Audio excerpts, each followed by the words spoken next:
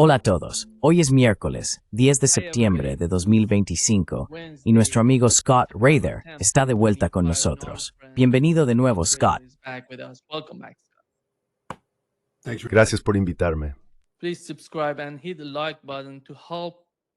Por favor, suscríbete y dale al botón de me gusta para ayudarnos a llegar a más personas. Scott, en lo que respecta a Oriente Medio, creo que nunca pensamos que Israel atacaría a Qatar, porque Qatar es un país muy especial en la región. Una de las bases estadounidenses más importantes está ubicada en Qatar, y el país es uno de los principales y más importantes aliados de Estados Unidos en Oriente Medio. Parece que con el ataque, los israelíes pensaron que podrían golpear o asesinar a los líderes de Hamas. Esto es lo que dijo el embajador israelí en Estados Unidos en Fox News.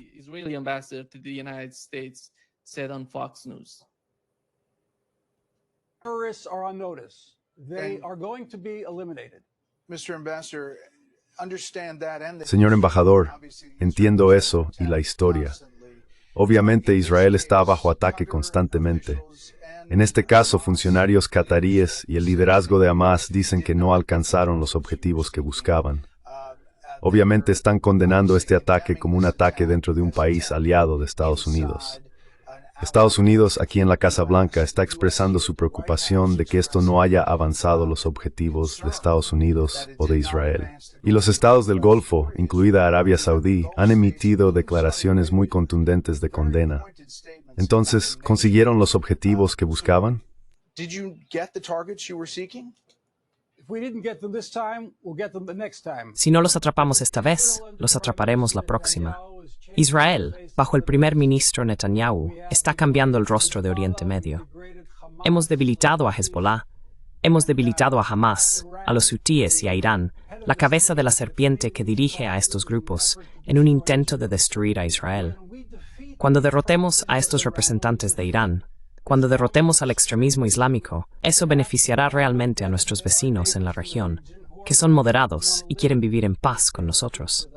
Así que ahora mismo, puede que recibamos algunas críticas. Se les pasará. Israel está cambiando para mejor. La región está cambiando para mejor a medida que eliminamos a estos enemigos de la paz y a estos enemigos de la civilización occidental, impidiéndoles llevar a cabo el terrorismo. From their ability to implement terrorism. Estoy seguro de que Israel está cambiando el rostro de Oriente Medio, pero no estoy seguro de que lo esté haciendo de una manera que se beneficie de lo que ocurre en la región. No. Quiero decir, esta es una declaración de un criminal de guerra que está hablando en defensa de un crimen de guerra. No hay otra manera de describir lo que hizo Israel más que como un crimen de guerra. Es una violación del derecho internacional. Es un ataque a una nación soberana. Es una violación de la Carta de las Naciones Unidas. En un mundo real, Qatar iría al Consejo de Seguridad y buscaría implementar la obligación de la comunidad internacional de acudir en ayuda de una nación bajo ataque y lograr que el Consejo de Seguridad apruebe una resolución del capítulo 7 que autorice sanciones o una respuesta militar para contener a una nación rebelde. Eso es lo que es Israel en todos los sentidos, una nación rebelde. No podemos ver lo que ha ocurrido aquí como un caso aislado o fuera de contexto.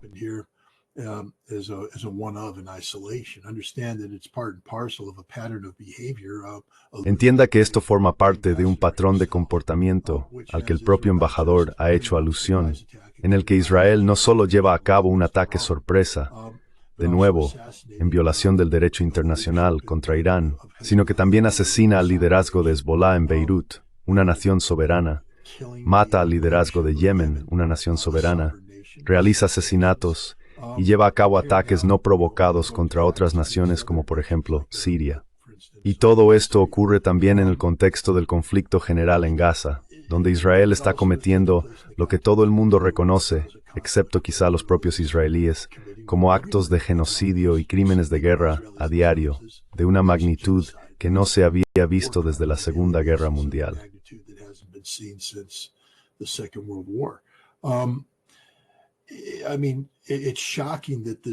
Quiero decir, es impactante que este hombre crea que puede salirse con la suya.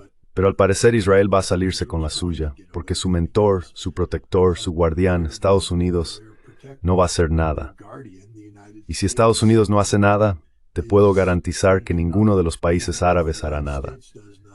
Quiero decir, Dios mío, estos son los que permanecen en silencio ante el genocidio continuo contra sus propios hermanos árabes, el pueblo palestino. ¿Crees que van a salir en defensa de Qatar, una nación que, ya sabes, no tiene buenas relaciones con los estados árabes del Golfo para empezar?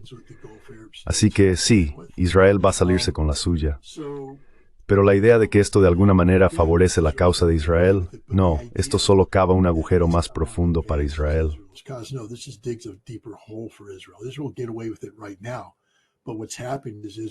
Israel se saldrá con la suya por ahora.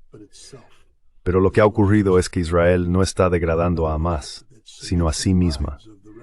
Israel está cometiendo otro acto más que consolida en la mente del resto del mundo la realidad ilegal del Estado israelí. Y algún día todo esto le pasará factura a Israel. No sé dónde estará el señor Leiter cuando eso ocurra. No sé si estará vivo cuando eso suceda. Pero algún día el Estado de Israel dejará de existir. Y lo que acaban de hacer contra Hamás y Qatar será uno de los muchos ladrillos que formarán parte del monumento que se erigirá para celebrar la desaparición, la derrota de esta entidad ilegal conocida como el Estado de Israel. Illegal entity known as the State of Israel. There's some rumors that the Turkish Circulan algunos rumores de que la inteligencia turca, de alguna manera, informó a los líderes de Hamás sobre el inminente ataque de Israel. Lo que informó el Canal 12 de Israel fue que el ataque israelí a la sala de negociaciones de Hamás en Doha fracasó porque los líderes se habían ido a rezar, dejando sus teléfonos atrás. Así que parece que, en su opinión, el único fallo, la razón principal, fue que abandonaron la sala porque querían rezar. Pero, después de todo, Scott, viendo la forma en que está negociando, están en pleno proceso de negociaciones. Hamas is negotiating, is in the process of negotiations. And I don't know how does Donald Trump Y no sé cómo quieren Donald Trump y la administración de Estados Unidos que se les vea en Oriente Medio. Al fin y al cabo, negocias con los iraníes y envías a los israelíes a asesinarlos. Hablas de estar en un proceso de negociaciones por los rehenes, y Donald Trump está ejerciendo una presión tremenda sobre las negociaciones y permites que Israel los ataque. Dijeron que sabían que Israel quería atacar y bombardear a los líderes de Hamás. ¿Cómo ves las repercusiones de lo que está ocurriendo en Oriente Medio? How do you see the repercussions of what's going on in the Middle East? It just further Esto solo socava y degrada aún más la legitimidad, la autoridad y la credibilidad de Estados Unidos. Quiero decir, ¿quién va a confiar en nosotros? Nadie en su sano juicio confiaría en Estados Unidos, no bajo el liderazgo de Donald Trump, porque ya existe el precedente bien establecido de Irán. Pero ahora vemos a este presidente. Te lo digo ahora mismo, la versión difundida por la administración Trump es una mentira descarada, una mentira absoluta. Lo sabían y colaboraron con Israel. They knew, and they colluded with Israel. There's no way, literally no way Israel could. No hay manera, literalmente no hay manera, de que Israel pudiera haber hecho despegar 15 aviones desde bases israelíes, atravesar el espacio aéreo sirio, luego el iraquí, y después viajar por el Golfo Pérsico hacia Qatar, donde se encuentra la mayor instalación militar estadounidense en Oriente Medio. Esta es una base aérea que en ocasiones alberga activos estratégicos. Está bien defendida, no solo por capacidades de defensa puntual, sino en el espacio y en el aire, Gary First Terminus and Race. Airborne that track incoming threats. And the idea that Israeli aircraft La idea de que aviones israelíes se acercaron de manera sigilosa y lanzaron 6 misiles, al menos 6, que impactaron objetivos dentro de Doha, cerca de la base estadounidense de vacaciones, y que Estados Unidos no se enteró. No. Quiero decir, todo el propósito de nuestra defensa allí es evitar precisamente este tipo de cosas. Y ya sabes, creerle a Donald Trump es creer que Estados Unidos está indefenso. No, Israel no puede sobrevolar el espacio aéreo sirio e iraquí sin que Estados Unidos lo detecte. Y no solo eso, sino que si Israel no coordina el ataque, cualquier aeronave que entre en estas zonas de defensa aérea, que están protegidas por el poder aéreo estadounidense, sería detectada.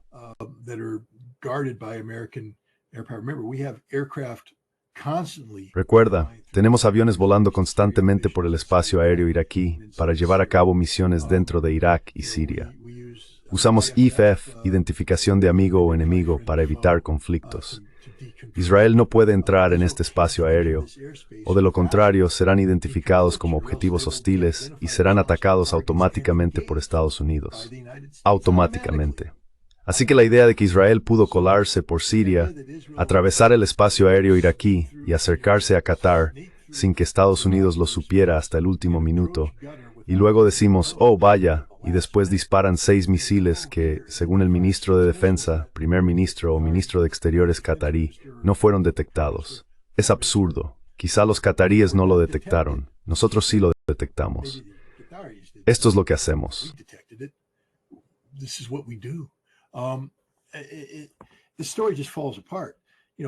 La historia simplemente no se sostiene, especialmente cuando ves que el almirante, al mando del Mando Central de Estados Unidos, visitó Israel en los días previos a este ataque. Estoy aquí para decirte que hablaron de este ataque. Lo discutieron porque la visita coincidió con la oferta de alto el fuego de Donald Trump a Hamas. Sabes, muchos de los líderes de Hamas estaban en Turquía y volaron de Turquía a Qatar por invitación del liderazgo qatarí, el príncipe heredero. Y luego Israel lanza este ataque. ¿Me estás diciendo que Estados Unidos no sabía nada de esto? Y que Donald Trump no se enteró hasta que su ejército dijo, vaya, tenemos aviones israelíes en el radar. ¿Qué hacemos? No, es mentira. Una mentira total.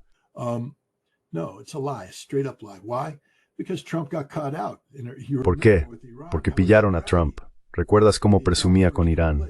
Cuando ocurrió el ataque al principio dijo, fui yo quien hizo esto. Yo fui quien les dio 60 días, y ahora es el día 61. Y su liderazgo ha desaparecido, y yo ayudé a planear esto, y luego, su liderazgo no ha desaparecido. Siguen vivos y siguen resistiendo. De repente dice, yo no tuve nada que ver con esto. No. Todo ha sido un gran error. No, yo no quería que esto pasara. Por supuesto, Sir se cubrió de, ya sabes, de porquería con eso. Y esta vez lo han coordinado. Quiero decir, fíjate cómo Israel nunca se atribuye el mérito de nada. Nunca.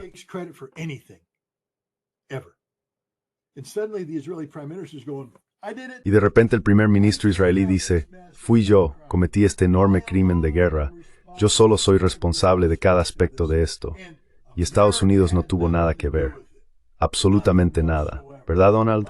Yo no tuve nada que ver con esto. No, yo no. De ninguna manera. Estoy enfadado contigo, Bibi.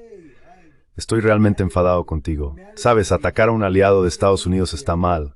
Pero matar a Hamas está bien. Así que, vamos, la estupidez de todo esto. Cualquiera que crea algo que salga ahora mismo de la administración Trump. Tengo un puente en Brooklyn que me gustaría venderte a un precio de ganga.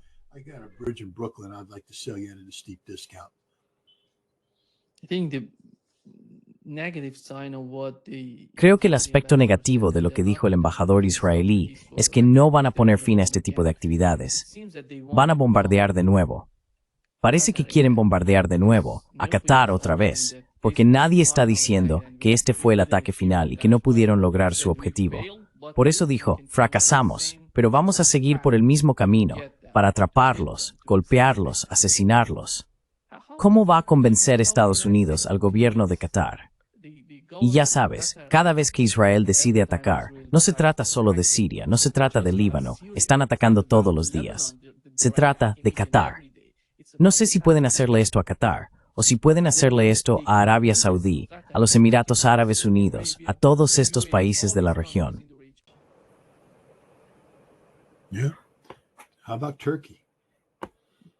Sí, ¿y qué hay de Turquía? Quiero decir, me encantaría ver a Erdogan dar la cara ahora mismo y decir, sí, estamos acogiendo a las delegaciones de Hamas aquí mismo en Ankara, justo al lado de mi palacio presidencial. Atrévete a bombardearme, Israel. Atrévete, es decir, que dé un paso al frente y haga eso, que tome el control de la situación. Está claro que Qatar no tiene agallas, ninguna.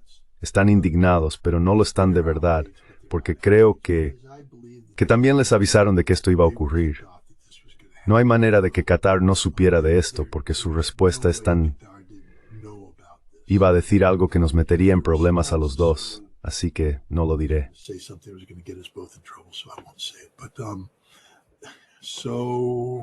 Pero tan carentes de testosterona. Estos no son hombres de verdad. Son lo opuesto, porque así no se comportan los hombres de verdad. Su soberanía fue atacada. Literalmente, quiero decir, no hay soberanía. Lo que Israel básicamente dice es, podemos atacarte cuando queramos. Ahora, la idea de que Israel le dijera eso a Estados Unidos es absurda en extremo. Israel nunca habría lanzado este ataque sin el permiso de Estados Unidos, sin el conocimiento de Estados Unidos. Eso es un absoluto. Quiero decir, solo hay que ver lo enfadado que se pone Donald Trump ante la más mínima ofensa política de Benjamin Netanyahu.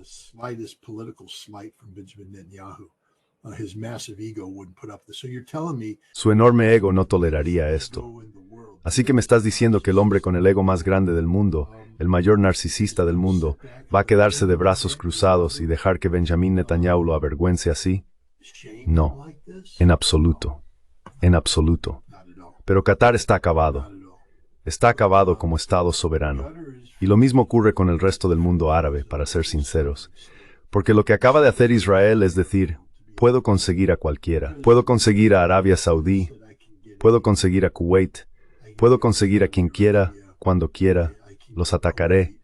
Y no hay absolutamente nada que ninguno de vosotros pueda hacer al respecto. Y ahí es donde Turquía tiene que tomar el control.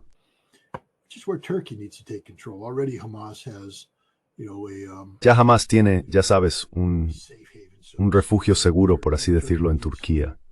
Y Turquía necesita tomar el control de las negociaciones. Deben decirle a Qatar, se acabó, estáis terminados, no se os puede confiar, y que Hamas tiene un lugar seguro aquí en Turquía, y que proporcionaremos, ya sabes, una zona segura, y desafiamos a Israel a atacar. Y Erdogan debería decirlo claramente. Si aviones israelíes atacan Turquía, será un estado de guerra de inmediato. Turquía responderá inmediatamente con toda la fuerza de la que dispone. E Israel no puede enfrentarse a Turquía. Simplemente no pueden hacerlo. Pero ¿quién más va a dar un paso adelante para hacer algo? Ni siquiera sé si Erdogan, pero todo es falso.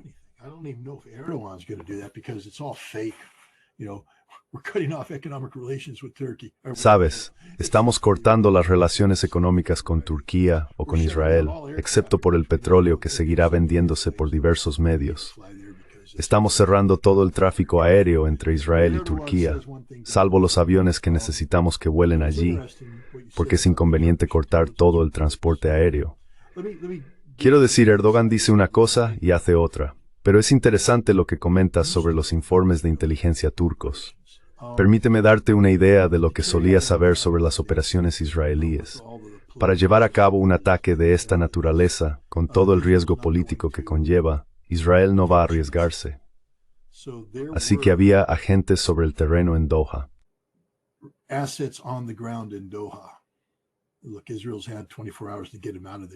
Mira, Israel tuvo 24 horas para sacarlo de allí, así que ahora puedo hablar de esto. Había agentes sobre el terreno en Doha que tenían identificación positiva de los objetivos y conocimiento certero de la ubicación de los objetivos, que los objetivos estaban localizados positivamente en la zona de impacto cuando se dio la orden de lanzar los misiles. Esto no fue una suposición por parte de Israel. Así que, por lo que parece, había conocimiento sobre cómo Israel estaba rastreando a estos objetivos mediante el uso de teléfonos, y que los turcos les avisaron, salid de ahí, dejad vuestros teléfonos y salid de allí cuanto antes. Y se hizo rápidamente, porque murieron miembros de la familia.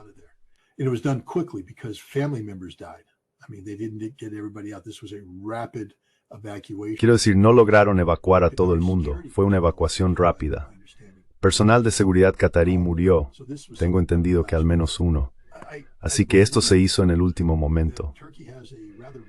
Creo que Turquía tiene una presencia militar bastante grande en Qatar, que hay una instalación militar turca con una unidad militar turca y también inteligencia turca, y que Turquía sí tiene una responsabilidad respecto a Hamas.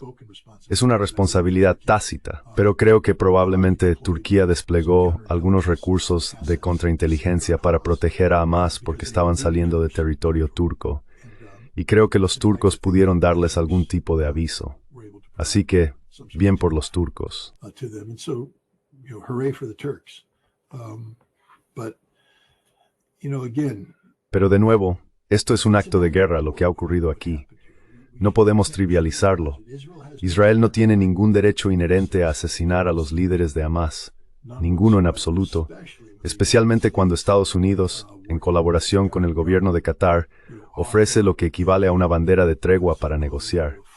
Se convierte en un acto de perfidia, que por cierto es un crimen de guerra.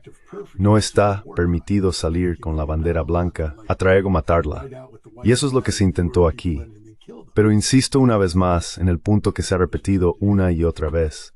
Israel es una entidad ilegal que comete crímenes de guerra a diario, y nada de lo que hagan de carácter criminal debería sorprender a nadie. nothing they do of a criminal nature should ever shock anybody. I think most of us, when we talk about Erdogan, we Creo que la mayoría de nosotros, cuando hablamos de Erdogan, decimos que es un farsante, que no está haciendo nada. Pero la situación que está ocurriendo en Siria es mucho más grave, Scott.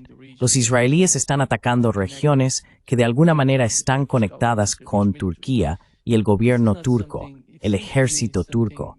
Esto no es algo de lo que oigamos mucho, pero es algo que está sucediendo y que podría explotar en cualquier momento. Sabes, podría ocurrir algo grande entre ambos, y hasta ahora los israelíes han tenido miedo de Turquía. Los medios israelíes han estado hablando de Turquía como el principal enemigo, incluso un enemigo mayor que Irán. Ven la amenaza, ven la confrontación a la que se enfrentan con Turquía. ¿Cómo ves ese frente? ¿Cómo ves la manera en que Turquía está intentando lidiar con la situación, con el problema que enfrenta en Siria?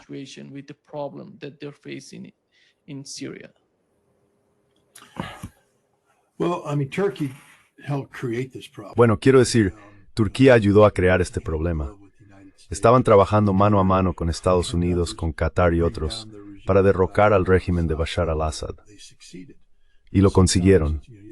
Pero a veces, ya sabes, hay que tener cuidado con lo que se desea, porque a veces se cumple. Y no creo que nadie esperara que Assad cayera tan rápido como lo hizo.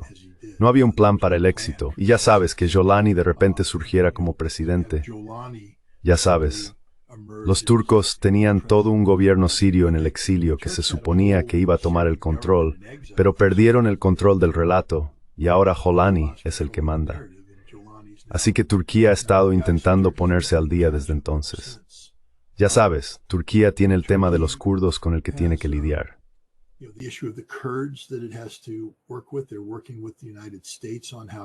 Están colaborando con Estados Unidos sobre cómo gestionar ese asunto. Siguen trabajando en la gestión de su propio problema con Jolani. Quiero decir, la provincia de Idlib es, en todos los sentidos, una provincia turca. Se suponía que iba a ser un terreno de retención temporal para estos islamistas, pero ahora estos islamistas se han empoderado, han tomado el control de partes de Siria. Ahora Turquía tiene que enfrentarse a esta realidad.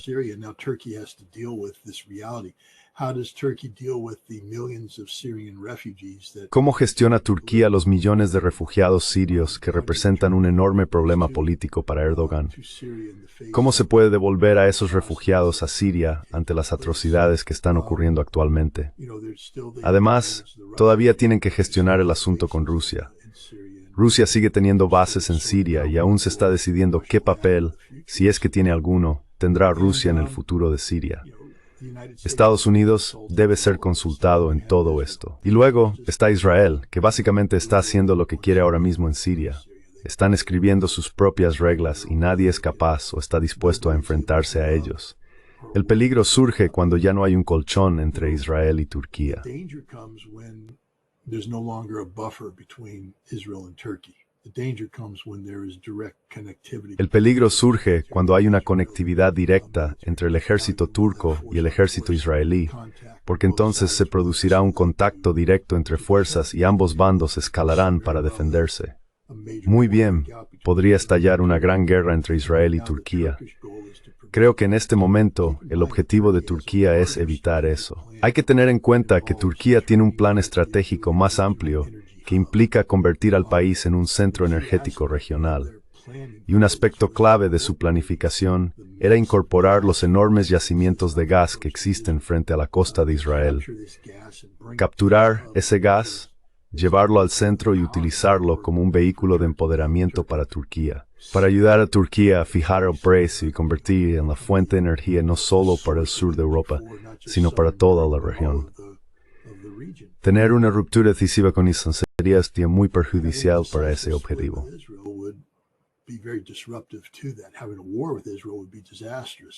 Tener una guerra con Israel sería desastroso para eso. Por eso creo que lo que vemos con Turquía es que Israel sabe y entiende que puede salirse con la suya en muchas cosas porque reconoce que las ambiciones a largo plazo de Turquía no están centradas en Siria, propiamente dicha, sino en la región. En este momento, Israel tiene una libertad significativa para hacer prácticamente lo que quiera en el sur de Siria sin temor a grandes ataques turcos o a una implicación turca importante.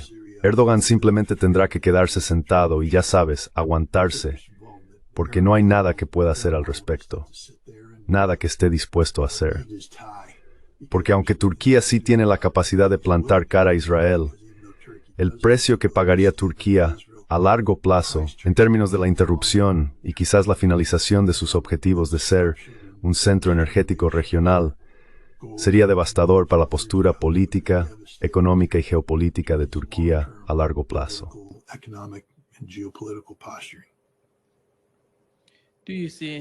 Magnitude tipo de movimiento alternativo en Israel por cambiar el rumbo. Esto dice Naftali Bennett Scott. Cuando el presidente de Estados Unidos le dice al emir de Qatar o intenta tranquilizarle, asegurando que este tipo de cosas no volverán a ocurrir, ¿está diciendo que en realidad está mintiendo?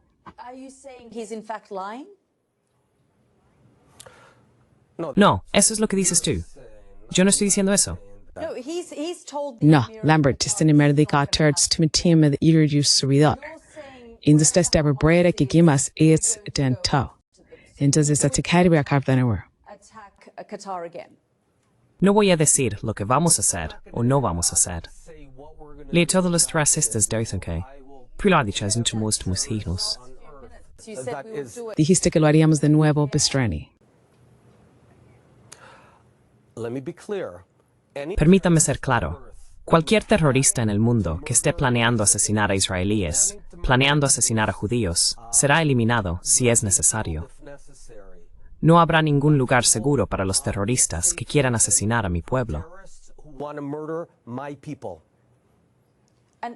Y esa es la postura del gobierno israelí, independientemente de lo que diga el presidente de Estados Unidos, que esto no ocurrirá. Scott, ¿cómo ves la situación en Israel? ¿Qué podemos pensar de estos grupos de oposición, de esas personas que no están contentas con el gobierno de Netanyahu? Yo diría que Naftali Bennett era visto como una especie de alternativa a lo que está ocurriendo, pero tiene la misma mentalidad, la misma línea.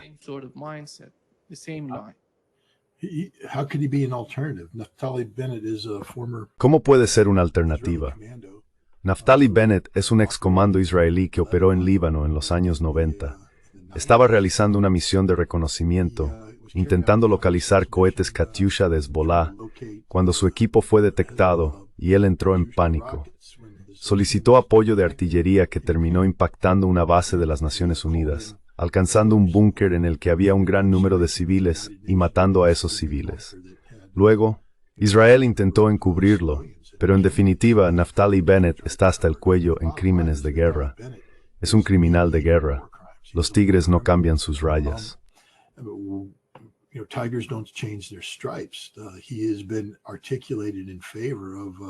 Ha abogado por la acción directa y la violencia contra cualquiera que él o Israel etiqueten como terrorista.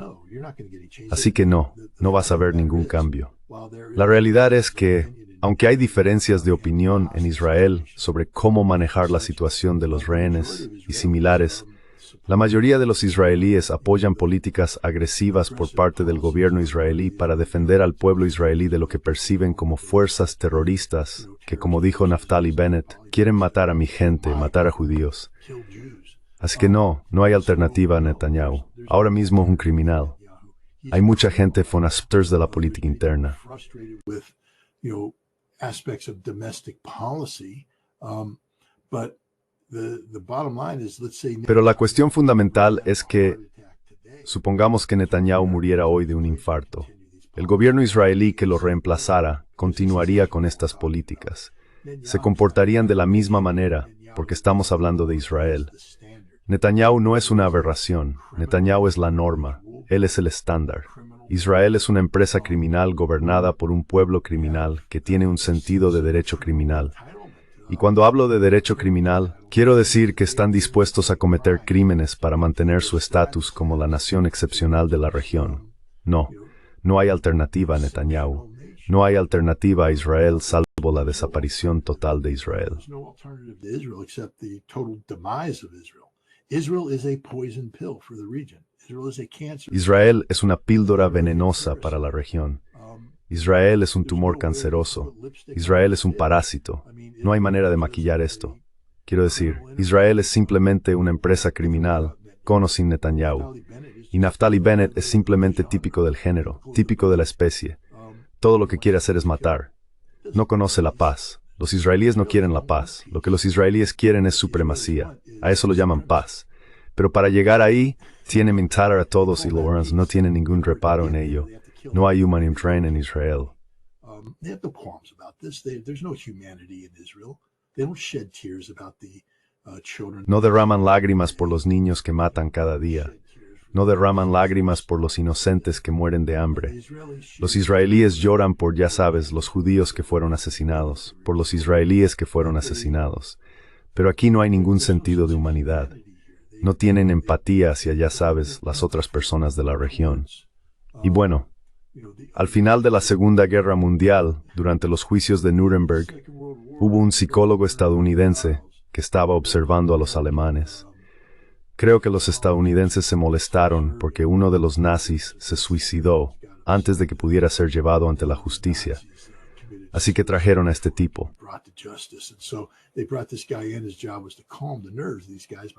Su trabajo era calmar los nervios de estos tipos, hablando con ellos y todo eso. Y después le pidieron que definiera el mal. Dijo, ya sabes, es una falta de empatía. Los alemanes en apariencia parecían personas normales, amaban a los perros, amaban a sus familias, podían reír, podían bromear, pero cuando se trataba de sus semejantes había una total falta de empatía. Total falta de empatía. Y eso es Israel hoy. Una total falta de empatía hacia el pueblo palestino, hacia el pueblo sirio, hacia el pueblo iraní, hacia el pueblo libanés, hacia el pueblo catarí, hacia cualquiera que no sea judío.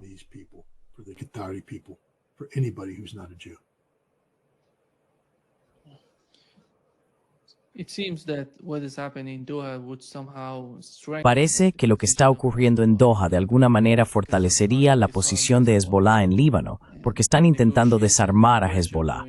Con las negociaciones y la presión que se están llevando a cabo allí, ¿cómo ve usted al gobierno libanés y su postura respecto a desarmar y presionar a Hezbollah? Si no hay Hezbollah en Líbano, ¿quién va a defender al país? ¿Tienen algún ejército, algún sustituto para Hezbollah? O, nungamos kimats huis ath nation wami, exister entra. Nembusid in the Líbano. Israel goes underground. Who's going to defend Lebanon? Not the Lebanese army. Lebanese army is No el ejército libanés. El ejército libanés ha sido considerado durante mucho tiempo una facción de las élites cristianas y suníes. Hezbollah existe porque la población chií del sur del Líbano ha sido ignorada durante tanto tiempo por las élites cristianas y suníes que han controlado el Líbano política y económicamente durante décadas. Solo después de la invasión israelí del sur del Líbano en los años 80, los chiíes pudieron transformarse en un movimiento de resistencia. Inicialmente Amal era un grupo de resistencia importante, la milicia Amal, pero luego se creó el Partido de Dios, Hezbollah, con un apoyo significativo de Irán, y Hezbollah fue capaz de derrotar realmente a Israel.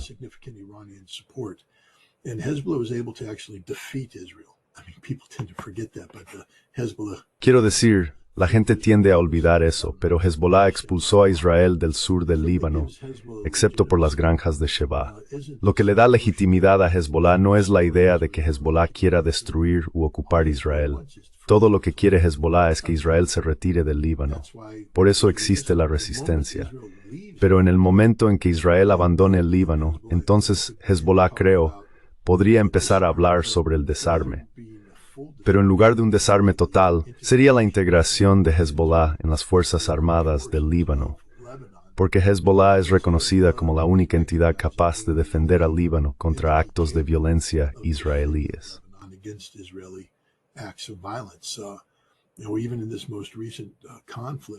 Incluso en este conflicto más reciente, mientras Israel pudo lanzar bombas sobre el liderazgo de Hezbollah y sobre los almacenes de Hezbollah, quizás capacidades de lanzamiento de misiles balísticos, etc., sobre el terreno, cada vez que las fuerzas israelíes se enfrentaron a las fuerzas terrestres de Hezbollah, Hezbollah ganó, los hizo retroceder cada vez. Los israelíes no ganaron. Finalmente, el liderazgo de Hezbollah dijo, retírense y retrocedan. Pero Israel no derrotó a Hezbollah en tierra. Y esta es la realidad. Las únicas personas que van a defender el sur del Líbano contra Israel son Hezbollah. Lo harán como movimiento de resistencia o como parte de una estructura de las Fuerzas Armadas libanesas. Como movimiento de resistencia, existirán hasta que él abandone el suelo libanés.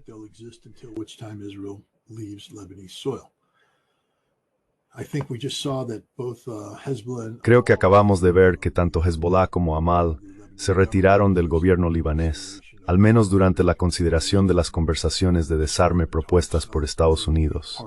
No van a participar en eso. Y creo que estamos empezando a ver la realidad de que Hezbollah no va a desarmarse mientras Israel esté en suelo libanés. Y no hay absolutamente nada que el gobierno libanés pueda hacer al respecto. Porque en última instancia, Hezbollah podría derrocar al gobierno libanés mañana si quisiera. No quieren hacerlo.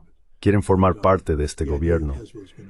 Pero la idea de que Hezbollah va a desaparecer simplemente porque Israel lo quiere es absurda. ¿Ha sufrido Hezbollah reveses? Absolutamente. Los ha tenido. Quiero decir, este no es el Hezbollah de hace 2 o 3 años.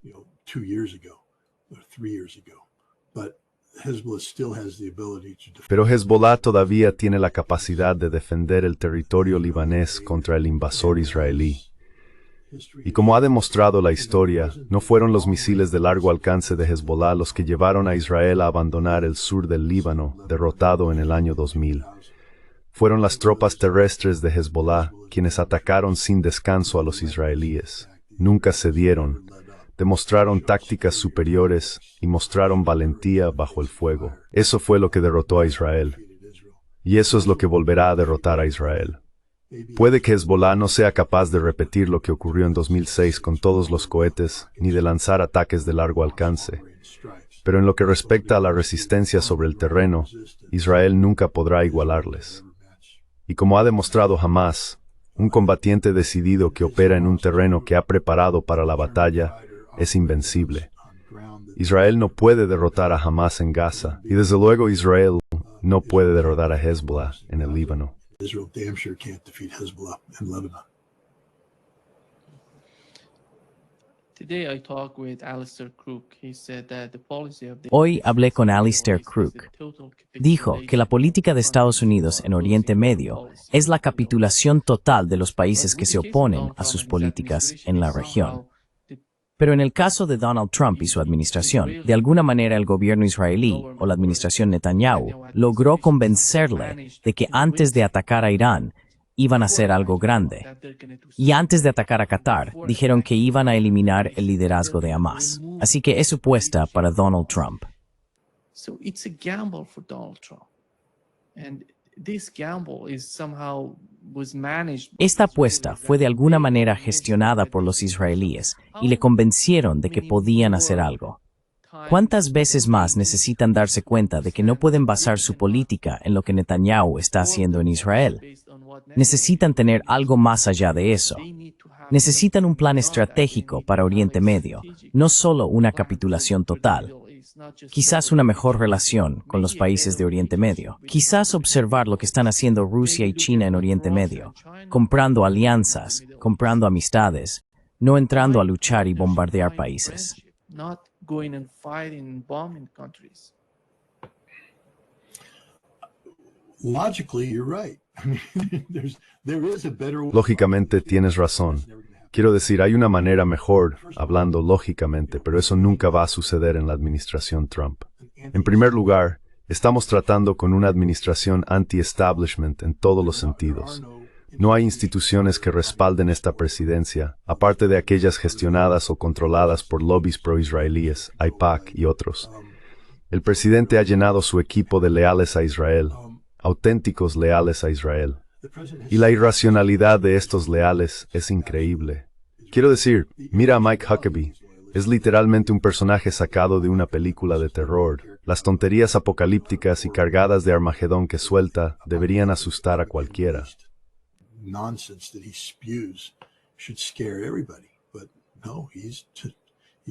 Pero no, él es el embajador estadounidense en Israel, así que puede decir lo que quiera. Ya sabes, porque normalmente tendrías que preocuparte por lo que dice la prensa convencional. La opinión pública se forma a partir de esto. Pero vivimos en una época en la que los medios tradicionales, especialmente en la era Trump, no son de confianza para nadie que apoya a Donald Trump. Así que es irrelevante lo que digan. Quiero decir, literalmente están predicando para los convencidos, reforzando posturas mantenidas por una oposición política que ya no es viable. El Partido Demócrata no ha demostrado capacidad para movilizar ningún movimiento político anti-Trump significativo.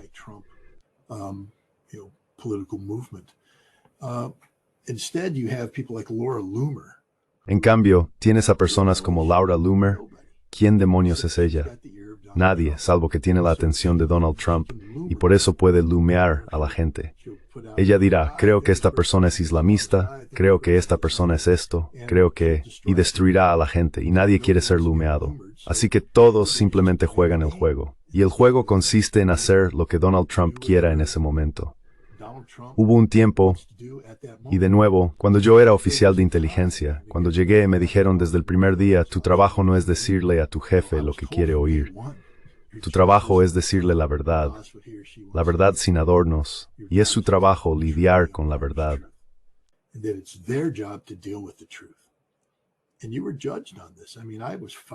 Y te juzgaban por esto. Quiero decir, me despidieron varias veces durante la Guerra del Golfo por orden del general Schwarzkopf. Demonios, incluso me arrestó una vez porque le dije la verdad. Pero al final del día, cuando se reconocía que lo que yo decía era cierto, siempre hacían lo correcto. Me devolvían mi trabajo y me dejaban salir del arresto. Incluso me dieron una medalla. Dijeron, buen chico, vete. Pero la cuestión es que te recompensaban por decir la verdad. Pero ahora mira lo que ha pasado en la Agencia de Inteligencia de Defensa. Cuando los oficiales de inteligencia de carrera se comportan como a mí me enseñaron, decirle la verdad incómoda al presidente, los despiden.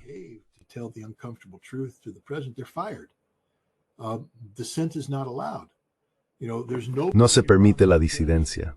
Ya sabes, no hay nadie cerca de este presidente que pueda levantarse y decir, no, está mal, no va a pasar, no.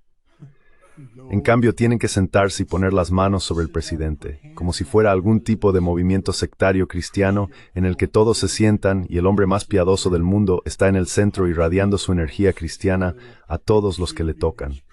Quiero decir, es una secta. Es literalmente una secta. Es repugnante. Para ser sincero, porque eso no es lo que debería ser la democracia estadounidense. Pero nadie es capaz de plantarse ante este presidente y decirle cuál es la realidad, cuál es la verdad.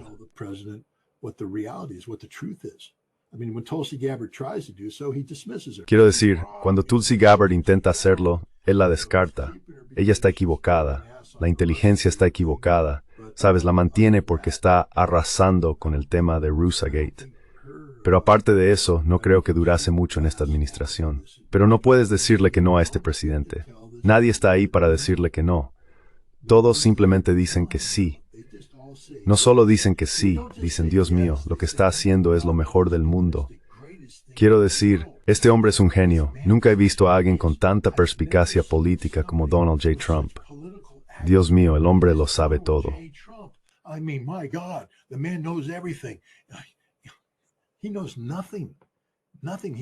No sabe nada, nada. Literalmente cree que es el mejor negociador, pero es el peor negociador del mundo. Esto no es una negociación, es acoso, tácticas de intimidación.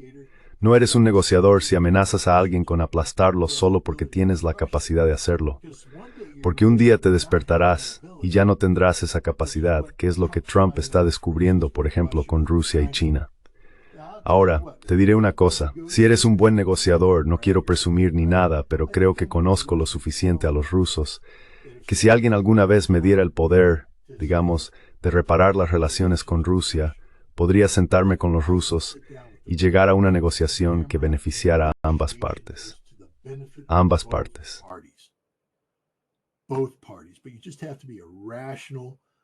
Pero solo tienes que ser una persona racional con conocimientos. Lo mismo ocurre con China. No puedo afirmar lo mismo sobre China porque no sé lo suficiente sobre China como para hacerlo. Pero estoy seguro de que hay personas que conocen China a fondo. Con Irán, los iraníes quieren negociar. No están diciendo no, no vamos a negociar. Quieren negociar.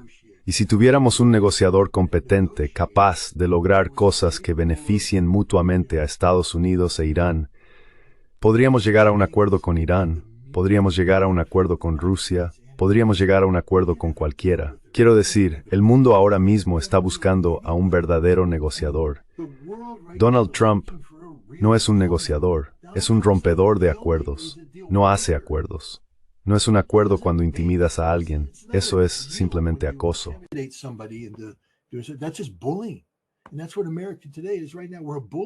Y eso es lo que es Estados Unidos hoy en día. Somos un matón.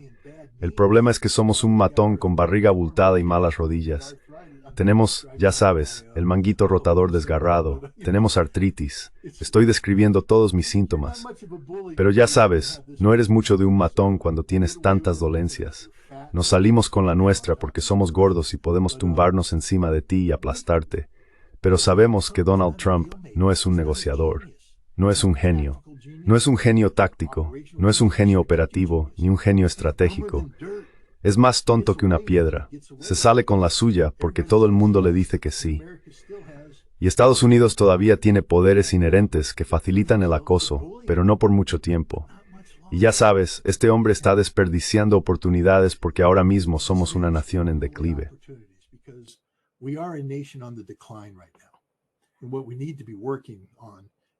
Y en lo que tenemos que trabajar es en limitar la velocidad del declive e intentar tocar fondo antes que después, lo que significa que no tenemos que llegar hasta el fondo del pozo. En realidad podemos encontrar un punto de estabilización que nos haga competitivos y relevantes en el mundo. Para lograrlo, tenemos que sentarnos y dialogar con el mundo. Tenemos que integrarnos en el mundo. Tenemos que preocuparnos. Tenemos que tener empatía. Donald Trump no tiene empatía por nadie. Quiero decir, las mentiras que cuenta sobre preocuparse por los soldados ucranianos. No le importan los soldados ucranianos, porque si le importaran, esta guerra ya habría terminado. Todo lo que hace Donald Trump es prolongar el conflicto y garantizar que los ucranianos sigan muriendo a un ritmo de 90,000 al mes. No hay más que decir. Lo siento.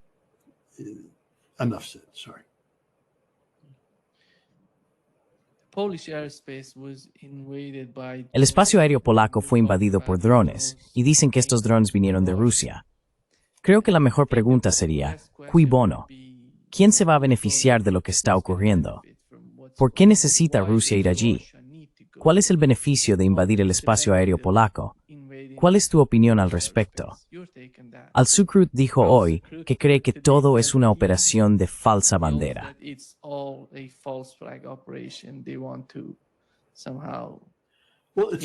Quieren de alguna manera... Bueno, es una operación de falsa bandera complicada.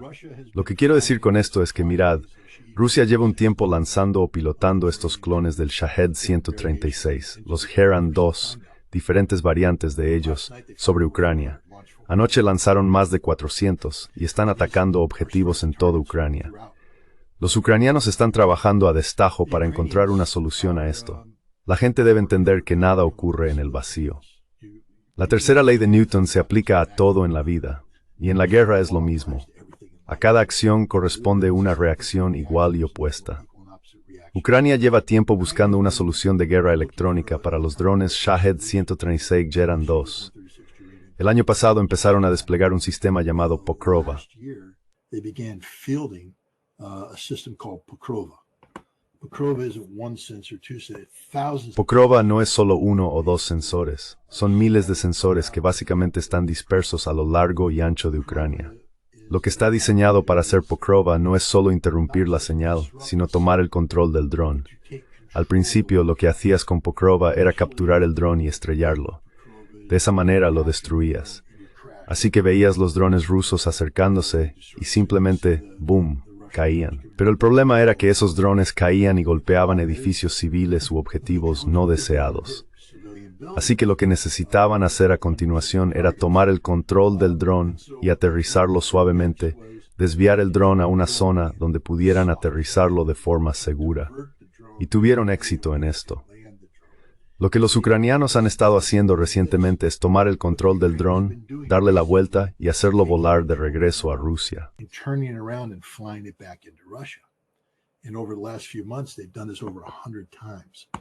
Y en los últimos meses lo han hecho más de 100 veces. Lo que creo que ocurrió es que los ucranianos tomaron el control de drones rusos, utilizando Pokrova y los dirigieron hacia Polonia. Es una bandera roja, un ataque de falsa bandera, pero usaron drones rusos, tomaron el control de los drones rusos y los enviaron a Polonia. Todas las pruebas circunstanciales apoyan esto. En primer lugar, los drones entraron en Polonia a través del espacio aéreo bielorruso. Rusia no vuela drones sobre el espacio aéreo bielorruso. Si observas los puntos de lanzamiento de todos los drones rusos, están fuera de Bielorrusia. Y ya sabes, Rusia tiene objetivos específicos y planifica las trayectorias de vuelo, de manera que se evite la posibilidad de accidentes de este tipo.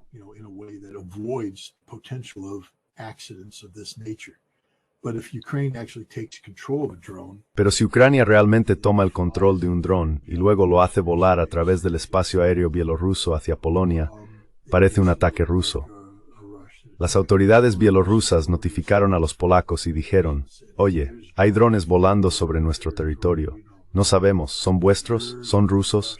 ¿Son ucranianos? No lo sabemos. Pero se dirigen hacia vosotros y solo os avisamos de que estas cosas vienen en camino. Quizá queráis hacer algo al respecto. Así no es como se ataca una nación. Si Rusia fuera a atacar a Polonia, no se quedarían ahí diciendo, bueno, vamos a volar nuestros drones sobre el espacio aéreo bielorruso y no se lo diremos a los bielorrusos para que puedan avisar a los polacos y así los polacos puedan derribarlos. No.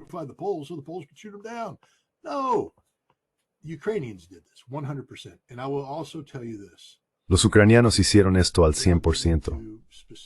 Y también te diré esto, sin entrar en capacidades específicas, lo sabemos todo. ¿De acuerdo? Cada vez que se activa Pokrova, recogemos esa señal. Cuando Pokrova toma el control de un dron ruso, recogemos esa señal. Somos conscientes de todo y sabemos perfectamente lo que hizo Ucrania aquí. Así que ahora la pregunta es, mientras Ucrania lleva a cabo esta reunión del artículo 4, o Polonia convoca esta reunión del artículo 4 para hablar sobre cómo responder a esto, ¿quién va a dar un paso al frente y decir la verdad? Es lo mismo. Si recuerdas cuando Polonia empezó a gritar por el misil que cayó en la granja polaca, oh, los rusos nos atacaron.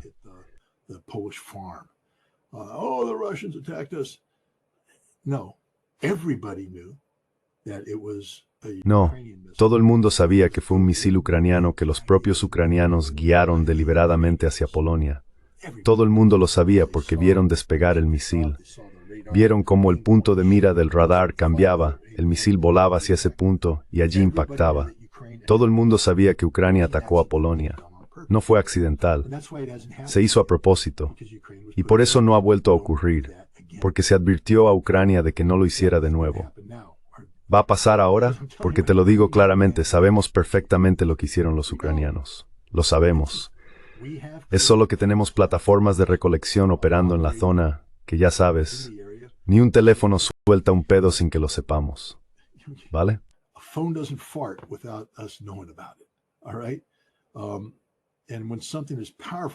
Y cuando algo es poderoso, porque hay que entender el poder del que estamos hablando aquí, el poder necesario para tomar el control de un Shahed 136, no es un solo sensor el que lo consigue. Tienes que saturar el sistema concentrando docenas de sistemas Pokrova simultáneamente para aislar, tomar el control, apoderarte y luego manipular. Eso es detectable. No voy a decirte cómo, solo voy a decirte que eso es detectable. Y lo tenemos todo grabado digitalmente. Sabemos todo lo que ocurrió. Sabemos quiénes fueron los operadores que lo hicieron. Sabemos los nombres de los operadores porque nosotros los entrenamos. Verás, Ucrania no ideó esto por sí sola. Hay mucha gente ayudando a los ucranianos a hacer esto.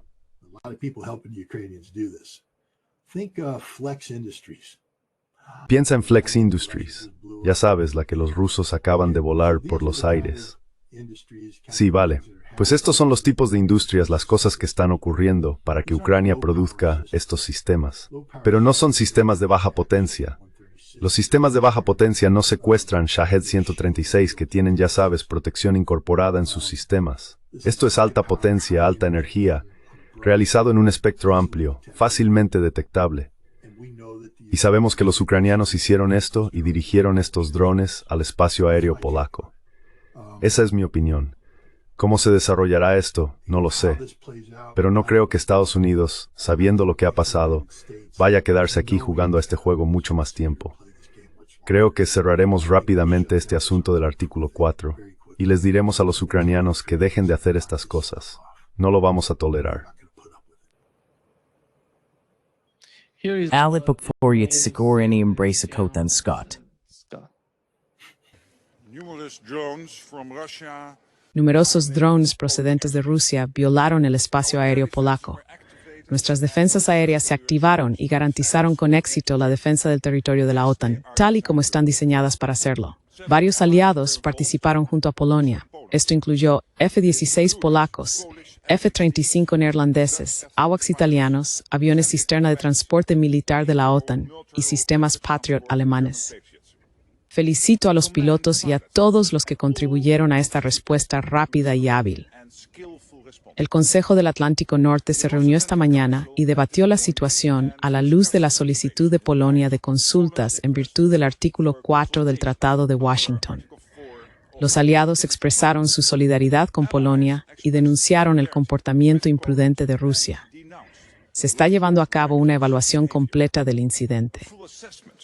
of the incident is ongoing. Scott, we had the French fighter Scott, jet, Rafale. tuvimos el caza francés Rafale sobrevolando el Mar Negro. Y por cierto, son capaces de transportar bombas nucleares. Por eso, son importantes cuando están en esa región. ¿Crees que, con dos frentes abiertos como los que hay ahora, Europa está en una situación desesperada? Están sintiendo mucha presión por parte de la administración Trump debido a las sanciones y los aranceles de los que se habla para Rusia. El objetivo principal, el verdadero blanco de esos aranceles, no es Rusia.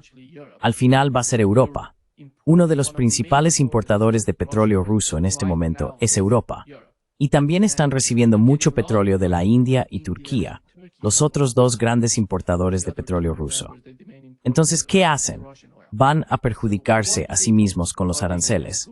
¿O van a escalar la situación de una manera que podría implicar a Estados Unidos y cambiar toda la situación, teniendo en cuenta el caso de Ucrania? ¿Cómo lo ves? How do you see that? Well, I mean, I was just listening to, Mark Rutte's words. Bueno, quiero decir, acabo de escuchar las palabras de Mark Rutte. Son palabras vacías, solo considerando lo que acabo de decirte, en lo que pondría la mano en el fuego. Él sabe que de lo que habla es puro teatro. A nadie le importa un comino si los F-16 polacos, los F-35 holandeses y los AWACS italianos estaban volando sobre Polonia en un evento guionizado. Quiero decir, esto no es lo que él intenta presentar como un acto de fuerza de la OTAN. Mira a la OTAN, mira la unidad, mira la solidaridad. Tenemos F-16 polacos, F-35 holandeses, AWACS italianos, tenemos aviones cisterna alemanes. Lo tenemos todo, amigo. Todo funciona. Mira lo fuertes que somos, cuando en realidad esto es un evento guionizado y absurdo provocado por una operación de bandera falsa ucraniana. Y la OTAN fue avisada de esto para que pudieran hacer su numerito.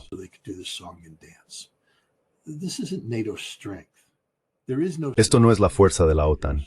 No existe tal cosa como la fuerza de la OTAN. Es una broma, una auténtica broma. Mientras esto sucede, para que todos mantengan las cosas en perspectiva, el gobierno francés ha colapsado. Se acabó. Terminado. No van a recuperarse. Han tomado a Lecornu, el ministro de Defensa, y lo han nombrado primer ministro. Pero ni siquiera se le permite formar un gobierno hasta que obtenga el acuerdo parlamentario sobre un presupuesto. No va a suceder, no van a ponerse de acuerdo en un presupuesto. Así que está condenado al fracaso, condenado al colapso. Tienes a Marine Le Pen pidiendo elecciones anticipadas, pero Macron no puede permitirse convocar elecciones anticipadas, porque si lo hace, Macron can't afford to have snap elections because if he does have snap elections, Marine Le Pen's party wins. el partido de Marine Le Pen gana. Y si toman el control del Parlamento, se acabó para Macron. No podrá gobernar. Tendrá que anunciar nuevas elecciones y dimitir. Así que Francia queda fuera del juego. Desaparecida. Esa es la realidad. Alemania está al borde de quedar fuera también. Quiero decir, ahora tienes a la AfD con tanto control que los alemanes están entrando en pánico y hablando incluso de ilegalizarlos por completo. ¿Aceptará Alemania eso sin más? No lo creo. Creo que nos espera un periodo de extrema inestabilidad en Alemania. Están fuera de la ecuación. Gran Bretaña, Starmer, ya sabes, acaba de ver dimitir a su viceprimer ministro. Ahora hay una gran batalla interna para encontrar un sustituto.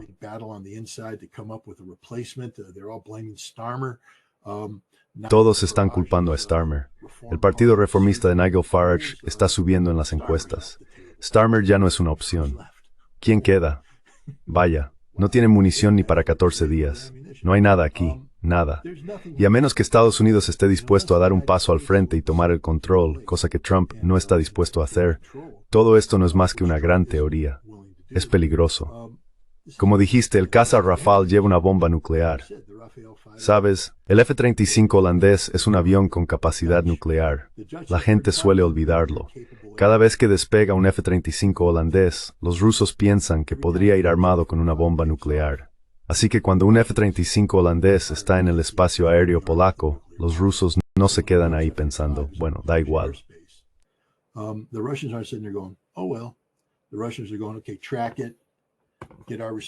Los rusos están diciendo, vale, seguidlo, preparad nuestra respuesta, ponedlo todo en marcha, vamos a seguirlo mientras se acerca, activadlo todo. Así de peligrosa es esta situación. Esta es la estupidez de Mark Rutte, de Donald Tusk, el presidente polaco, de Zelensky y Sirski, y de cada ucraniano idiota que pensó que era buena idea secuestrar un dron ruso y hacerlo volar hacia Polonia, creyendo que la OTAN caería en esta tontería. Pero no, no hay. Lo que estamos viendo es que Europa se está desmoronando por su propia voluntad, por sus propias carencias, por sus propias debilidades inherentes, por sus fracasos colectivos. Creo que el trabajo de Rusia ahora mismo es gestionar ese colapso de forma segura y no permitir que las cosas se descontrolen.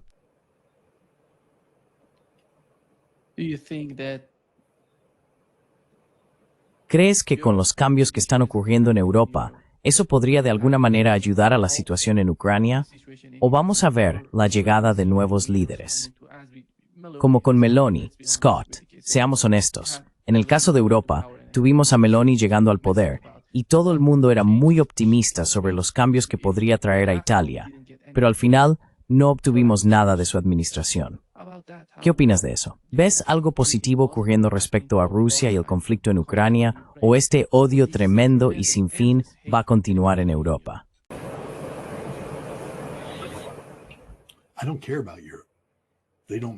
No me importa Europa.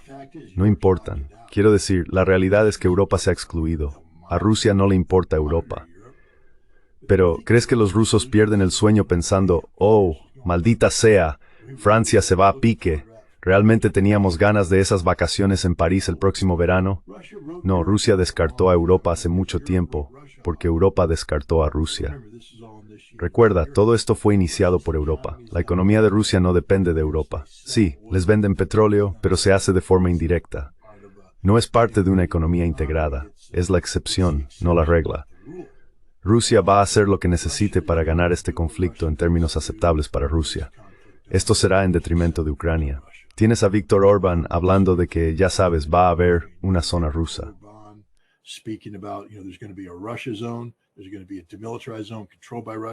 Va a haber una zona desmilitarizada controlada por Rusia. Luego, habrá una zona occidental. ¿Pero de qué va a estar compuesta esa zona occidental? Bueno, tenemos una pista. Narishkin, el jefe del Servicio de Inteligencia Exterior de Rusia, celebró una conferencia a principios del pasado verano, donde hablaron sobre el futuro, y quedó claro que cuando el jefe del SVR dice, bueno, puedo ver que Ucrania occidental sea polaca, y puedo ver a los húngaros tomando el control de la región de los Cárpatos, los rumanos, esa es la parte occidental de la que están hablando. No va a haber una Ucrania occidental controlada por Occidente, una Ucrania pro-occidental. La zona desmilitarizada, dada la realidad, será todo lo demás, y estará controlada por Rusia, supervisada por fuerzas ucranianas prorrusas.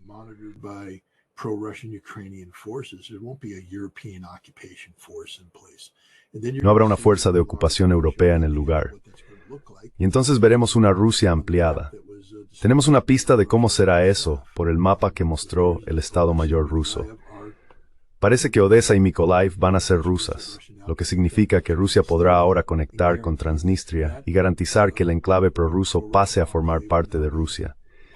Y después veremos una desmilitarización significativa. Si extiendes 150 kilómetros desde esa frontera, es el resto de Ucrania. Y esa será la zona de amortiguamiento, 150 kilómetros como mínimo. Así que esto es lo que va a suceder y está ocurriendo mientras hablamos. No hay nada que Ucrania pueda hacer para evitarlo.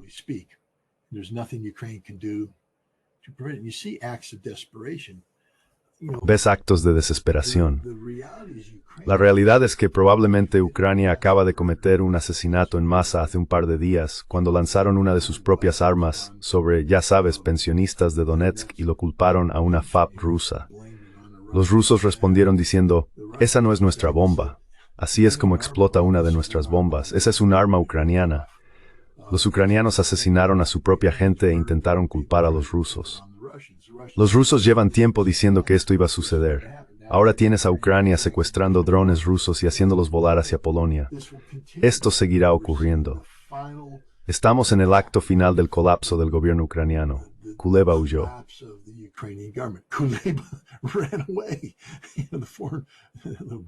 El ministro de Asuntos Exteriores de ojos saltones, ya sabes, el señor soy tan duro y Ucrania es dura y vamos a matar a los rusos. Huyó como el cobarde que es porque ha llegado el momento de matar rusos y no puede hacerlo. Tampoco puede nadie más en Ucrania. Nadie quiere morir por este gobierno corrupto y plagado de nazis, salvo los propios nazis. Y por desgracia para Rusia y el mundo, parece que hay suficientes nacionalistas ucranianos dispuestos a continuar esta resistencia. Así que Ucrania luchará hasta el último ucraniano que esté dispuesto a pelear. Y eso podría ser mucha gente.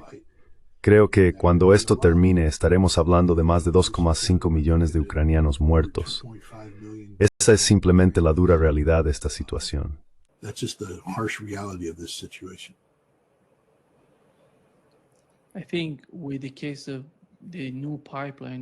Creo que en el caso del nuevo gasoducto entre Rusia y China, el gasoducto Siberia 2, la energía que antes iba a Europa ahora va a China.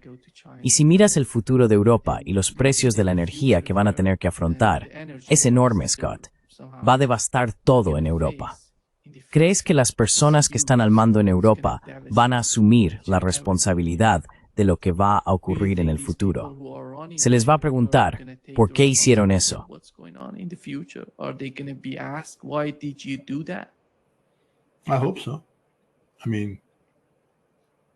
Eso espero. Quiero decir, puede que no asuman la responsabilidad, pero la responsabilidad podría recaer sobre ellos.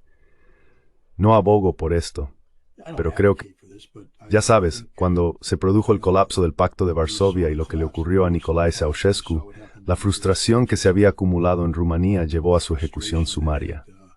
Me temo que hay gobiernos en Europa que van a terminar de esta manera porque el nivel de frustración va a ser tan alto. Van a aferrarse al poder durante demasiado tiempo.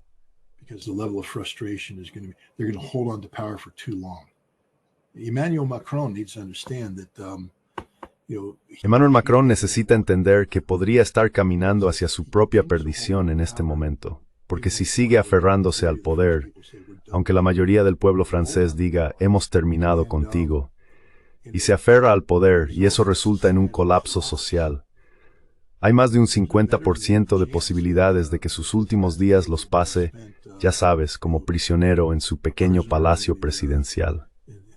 Un consejo de guerra sumario en una de sus habitaciones. Lo sacarán por detrás y lo fusilarán. Alemania podría fácilmente seguir este camino también. Los alemanes son gente civilizada, pero no por mucho tiempo. Quiero decir, la civilización es una capa muy fina. La realidad es que todos deben entender que las sociedades, si privas a la gente de comida durante 3 días, tienes un colapso total de la sociedad. La gente pasa hambre durante 3 días y la ley deja de importar. People are hungry for 3 days and the rules of law just don't matter anymore. They're going to get food. They're going to find food. Van a buscar comida. Van a encontrar comida donde tengan que encontrarla. Robarán, asaltarán, matarán. Eso es todo. Toda esta gran cosa que llamamos sociedad, una sociedad civilizada ahora mismo, no existe a menos que el gobierno provea lo necesario a la gente.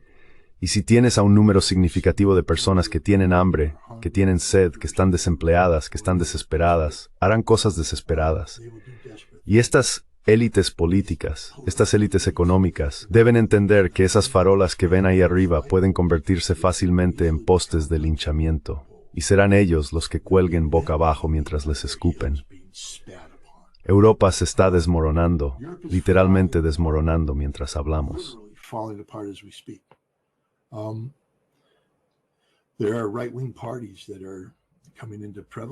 Hay partidos de derecha que están cobrando protagonismo ahora porque están reaccionando al liderazgo fallido que ha dominado Europa durante décadas, y esto se ha manifestado en el acto final. Esto no es una broma. No le deseo esto a nadie. Amo Europa. Viví en Europa, viajé por toda Europa, pensaba que Europa era genial, pero esa Europa ya no existe. Acabo de estar en Suiza hablando con los suizos. Suiza es como el último bastión de, ya sabes, pureza soberana. Y hasta Suiza se está diluyendo con la inmigración. Pero ellos hablan, comentan lo que está ocurriendo en Alemania, hablan de lo que pasa en Francia, y ya no reconocen estos países debido a la inmigración, etc.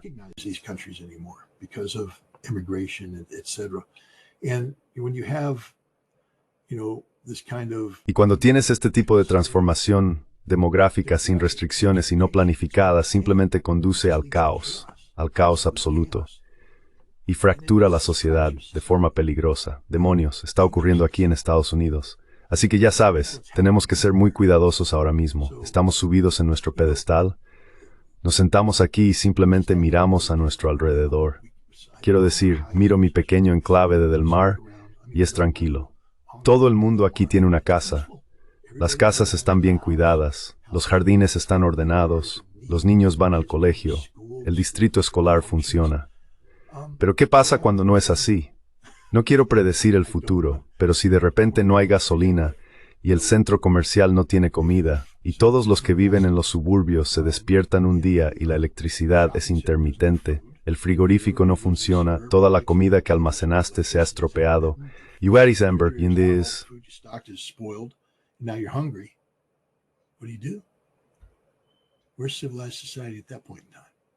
Somos una sociedad civilizada. En ese momento puedes aguantar un día. Sales y saludas a tu vecino. Oye, tengo hambre. 2 días. 3er día. ¿Tienes algo de comida? Compártela, porque me estoy muriendo de hambre. Mis hijos están muriendo de hambre. ¿No quieres compartirla? Te mataré, porque tengo que alimentar a mis hijos. Entonces empiezas a reunirte en pequeños grupos de personas que dicen, tenemos que ser mejores y más fuertes que ese grupo. Esta sociedad del barrio tiene que dominar a la siguiente sociedad del barrio. Ahí se acaba todo. Ahí termina la civilización. Y solo estamos a unos pocos días de que eso ocurra. Unos pocos días sin comida, sin energía, sin nada. La civilización es una fina capa. Y lo que estamos viendo ahora en Europa es que esa capa está siendo barrida. Estamos viendo gobiernos colapsados, sociedades colapsadas. Y esto es lo que creemos que va a resistir a Rusia.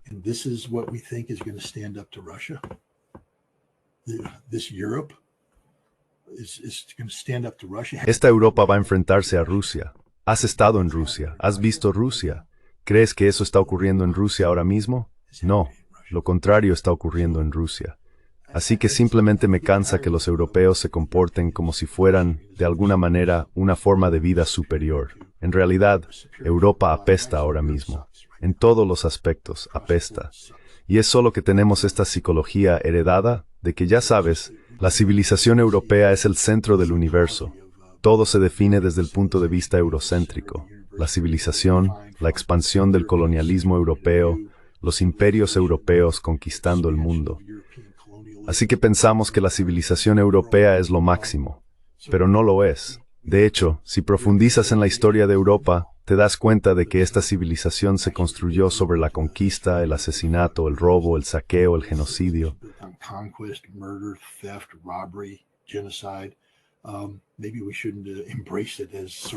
Quizás no deberíamos abrazarlo como si fuera todo lo maravilloso de este mundo. No estoy diciendo que lo que hicieron los chinos fuera mejor, ni lo que hizo cualquier otro imperio en el mundo.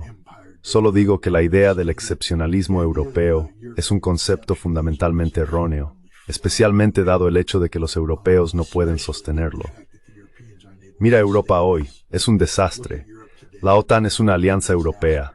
Si quitas a Estados Unidos, la OTAN no es nada. Esa declaración de Mark Rutte lo demuestra porque puede sentarse ahí y hablar de los F-16 polacos, los F-35 holandeses, los AWACS italianos. Nada de eso significa nada en realidad, porque todo es postureo, no es real. No es una verdadera demostración de fuerza, es solo postureo. Igual que Europa es un postureo, falso. Mira los civilizados que somos, pero no lo son.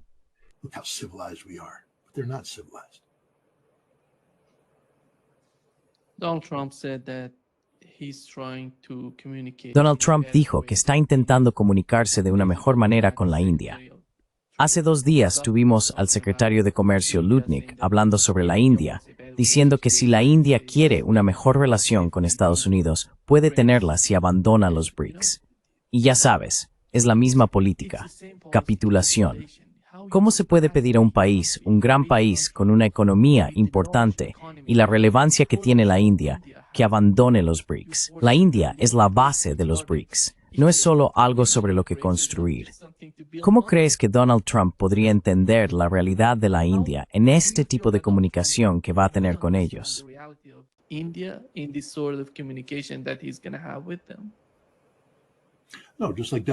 No, igual que Donald Trump no entiende la realidad de nada. Se rodea de idiotas. Quiero decir, su secretario de Comercio, ¿verdad, Lutnick? Comercio, sí. Debería ser despedido de inmediato.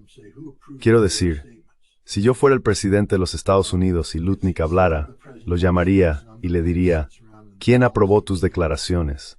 Porque mira, yo soy el presidente de los Estados Unidos y soy el que está en las salas de política. Y la última vez que lo comprobé, no dijimos que la política de Estados Unidos fuera apartar a la India de los BRICS. ¿Te lo estás inventando? O quizá esa es la política de Donald Trump y entonces tendrá que asumir las consecuencias de ello.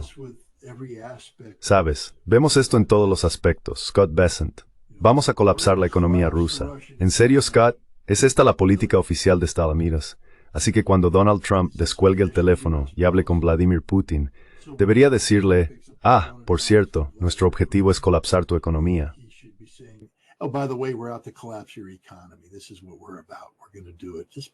De esto se trata lo nuestro. Vamos a hacerlo simplemente porque, ¿por qué no? ¿Por qué no somos estadounidenses? Podemos hacer lo que queramos. La arrogancia, la ignorancia de esta gente, y de verdad, son personas ignorantes. ¿Sabes? Han estado en el... tengo que tener cuidado aquí. Cuando vives en un sistema capitalista corrupto, y eso es América, vamos, hombre. Hablemos simplemente del mercado de valores, hablemos del Congreso y de los chivatazos y de cómo funciona el dinero en América. Si tienes dinero, haces dinero. Si no tienes dinero, eres un iluso pensando que vas a hacer dinero. Pero todo lo que hace la gente es ganar dinero con el que tú intentas ganar dinero, ¿sabes? Así que cuando tienes a los Lutnick y los Bessent, ¿sabes? Bessent, yo era de oro.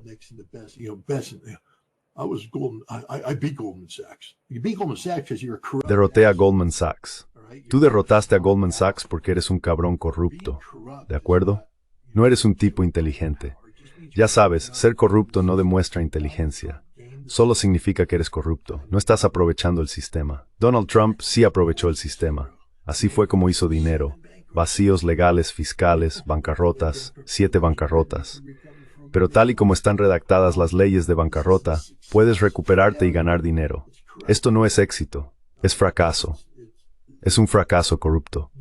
Estos tipos son tan rupture, son literalmente criminales económicos que han aprendido a manipular el sistema mentalmente injusto, corrupto. Fundamentally unfair, fundamentally corrupt. And yet these are the guys that Y sin embargo, estos son los tipos que se benefician de ello. Así que ahora los vemos ascendidos a una posición de poder. Y ya sabes, antes solo teníamos a personas corruptas que fingían no serlo. Ya sabes, Nancy Pelosi. ¿Consejos sobre acciones? ¿Información privilegiada? No, solo soy la beneficiaria de un buen consejo financiero. No, Nancy, eres una operadora con información privilegiada. Y ese es todo el problema. Al menos ahora tenemos senadores que están dispuestos a admitir que si limitan la capacidad de hacer operaciones con información privilegiada, nadie querrá convertirse en político.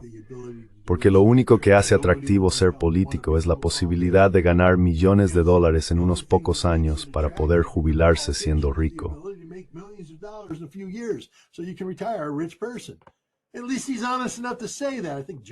Al menos es lo suficientemente honesto como para decirlo. Creo que su nombre era Johnson. Pero esa es la realidad. Esto es corrupción. Corrupción. Así que ahora tienes a estas personas corruptas ahí de pie y están tratando con otras naciones como la India. No saben cómo tratar con la India, así que hacen lo corrupto. Simplemente los vamos a apartar, los vamos a intimidar y vamos a usar nuestro poder de monopolio. Eso puede funcionar aquí en Estados Unidos, ha funcionado aquí en Estados Unidos, pero no va a funcionar en el extranjero, porque ahora estamos hablando de soberanía. Y a menos que haya malinterpretado a la India, no veo a los indios diciendo, oh sí, eso es lo que vamos a hacer. Vamos a salirnos de los BRICS y hacer todo lo que queráis para convertirnos simplemente en una nación de gestores de ti.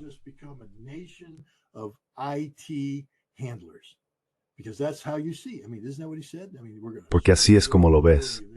Quiero decir, ¿no es eso lo que él dijo?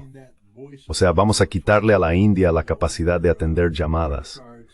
Porque él imagina a la India solo como esa voz al otro lado del teléfono. Ya sabes, cuando tu tarjeta de crédito no funciona o cuando tu teléfono no funciona y hola, sí, Verizon, hola, sí, estoy aquí para ayudarte. Lo siento. Ese es mi horrible acento indio, pero todo el mundo sabe de lo que hablo. Te atiende un operador indio por teléfono porque la India tiene esos grandes centros de personas formadas para guiarte en estos problemas. Pero la India no es solo eso. Quiero decir el racismo. Dios, voy a gritar. Scott, le estás llamando racista. Acabas de hacer un horrible acento indio. Vale, no soy racista. Solo intento hacer un punto.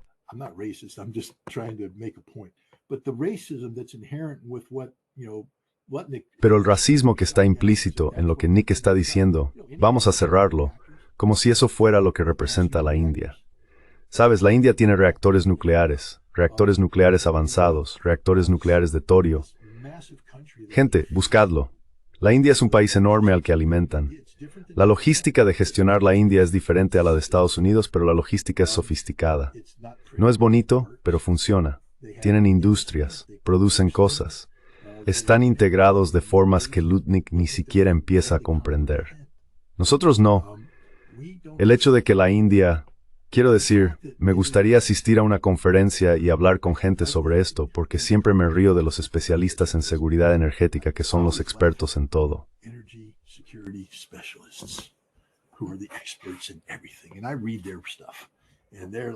Y leo lo que escriben. Y dicen cosas como esto está pasando, esto está pasando, esto está pasando. Bien, ¿cuántos de ellos predijeron que la India pasaría de consumir, qué, un 3% de petróleo ruso a un 42%? Estoy revisando los informes intentando encontrar a quienes predijeron eso. No lo hicieron porque no entienden la dinámica, la realidad. Adoptan estos modos de pensar occidentales e intentan aplicarlos a cosas que no comprenden. Y luego se quedan ahí, rascándose la cabeza, preguntándose, ¿cómo ha pasado eso? ¿Cómo funciona eso? La flota en la sombra. Vamos a acabar con la flota en la sombra rusa. No lo habéis hecho.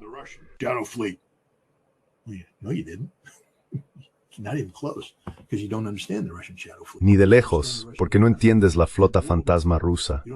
No entiendes la economía rusa. No entiendes la economía mundial. No entiendes nada. Y este es Lutnick. Él piensa que al atacar ciertos sectores de la economía india, vamos a romper la India. No entiende que la India está colaborando con Rusia, China, Brasil, el sur global, para crear una realidad económica alternativa que no depende de Estados Unidos. Y el único culpable de eso es Estados Unidos. De nuevo, la arrogancia de estos asesores económicos de Trump. No sé absolutamente nada sobre aranceles. No voy a fingir que sí. Pero puedo decirte que por lo que parece, el dinero que Trump está ganando con los aranceles no proviene de que los gobiernos extranjeros les estén escribiendo grandes cheques.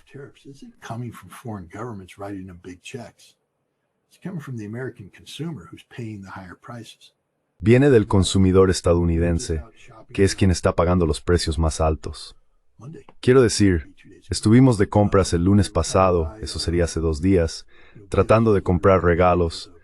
Mi hija se va a casar y se acerca una despedida de soltera, así que tienes que preparar una bolsita de regalos para repartir. Es algo típico americano. Así que fuimos a esta pequeña tienda asiática en el centro comercial. Llevamos años yendo allí, y estaba hablando con el dueño sobre los precios. Me dijo que debido a las sanciones, ellos consiguen estos productos de China, Turquía, India. Dijo, los precios hemos tenido que subirlos. Es una locura. Bueno, ya sabes, dijo que los precios han subido y le pregunté, ¿eso se lo trasladáis al cliente? Y me respondió, no necesariamente. Dijo, sabemos cómo ganar dinero.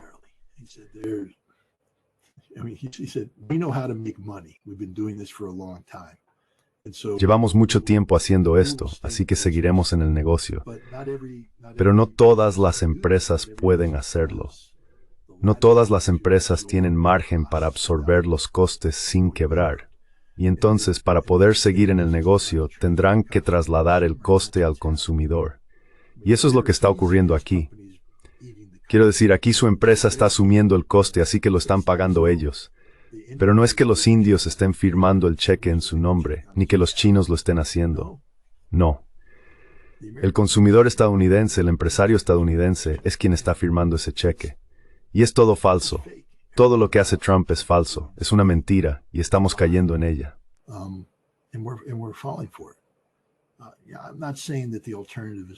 No estoy diciendo que la alternativa sea mejor. No estoy diciendo que Joe Biden no mintiera. No estoy diciendo que Kamala Harris no mintiera. Era un tipo de mentira diferente, un nivel de sofisticación distinto. Era una mentira más sofisticada. Era una mentira que se había endulzado para el pueblo estadounidense durante tanto tiempo que dejamos de pensar que era una mentira.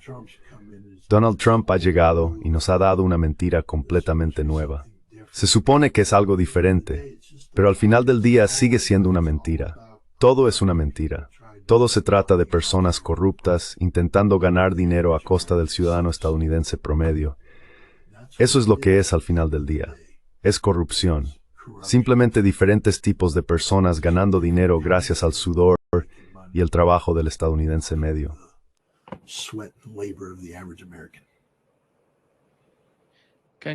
Enhorabuena por el caso de tu hija Scott.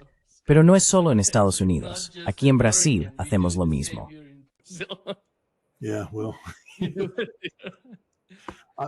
Sí, bueno. Mi trabajo es simplemente ir, asentir con la cabeza y estar de acuerdo con todo, no estorbar y luego comprarlo cuando llegue el momento. Al principio pensé que tendría libertad artística para expresar mi opinión, pero no. Mi trabajo no es dar mi opinión. Mi trabajo es ceder ante la genialidad inherente de quienes están planeando esto. Y tienen razón, cuantos menos elementos en movimiento mejor. Demasiados cocineros estropean el guiso. Pero es divertido ser un observador en todo esto. Es algo divertido simplemente ver cómo sucede todo, porque es un gran acto teatral. Todo en esto es teatral. Al final del día, ya sabes, esto podría hacerse con $10 y un juez de paz. Solo tienes que ir, decir que estás casado, firmar el maldito documento, coger el sobre con el dinero y marcharte de luna de miel. Pero no, tenemos que ir a ese sobre con dinero y dárselo a todo el mundo para crear un gran acto teatral. En fin, es el precio de tener hijas.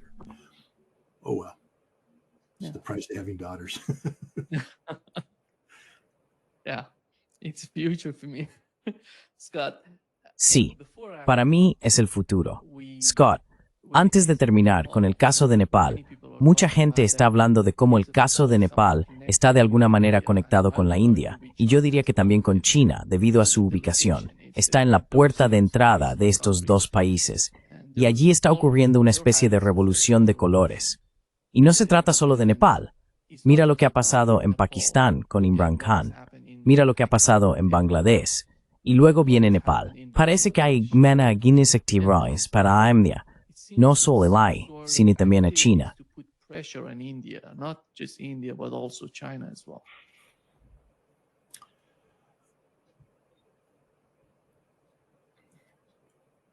I am not going to answer this. No voy a responder a esta pregunta en detalle, y te voy a decir por qué. Porque ahora mismo solo tengo conocimientos superficiales. He estado trabajando en un artículo sobre Rusia y esta mañana mi esposa me dijo, Scott, te van a preguntar algo sobre Nepal. Será mejor que lo leas. Y eché un vistazo superficial. Podría engañarte, de verdad que sí. Podría sentarme aquí y soltar nombres, decir cosas como, oh, la esposa murió quemada en el edificio y todo eso. Pero eso estaría mal por mi parte, porque normalmente cuando quiero responder a una pregunta, la respondo. Puede que mi respuesta parezca superficial, pero me gusta tener una base de conocimiento sobre la que apoyarme para al menos sentirme cómodo con lo que digo. At least I'm comfortable with what I'm saying. With Nepal right now, I have a hell of a... Con Nepal ahora mismo tengo muchísimo que leer para ponerme al día y poder darte una respuesta responsable al respecto. He estado observando y siguiendo la situación, pero no puedo sentarme aquí y fingir que sé cuáles son las causas exactas o cuáles son los vínculos, porque es complicado. Pase lo que pase, va a ser complicado. No va a haber una respuesta sencilla ni una solución simple. Va a requerir que dedique mucho tiempo a profundizar en esto para llegar al fondo del asunto. Porque, ¿estaba Nepal en tu radar geopolítico? Quiero decir, en tu quiniela. ¿Estabas pensando, bueno, las cosas de las que tengo que preocuparme esta semana son... Sabes, me sentí orgulloso de poder darte una respuesta sobre Pokrova y el sistema de guerra electrónica.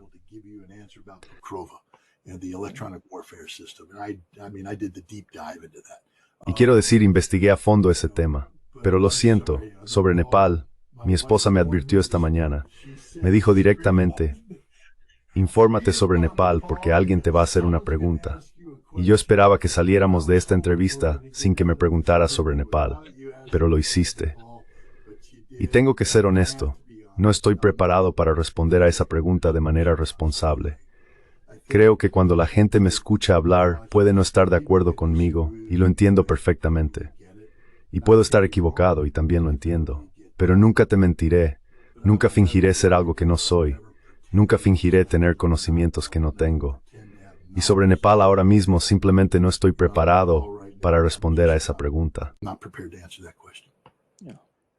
Muchas gracias, Scott, por estar con nosotros hoy. Es un gran placer, como siempre. Vale, pues gracias por invitarme. Ahora tengo que ponerme a leer sobre Nepal. Thank you, Scott. Bye-bye.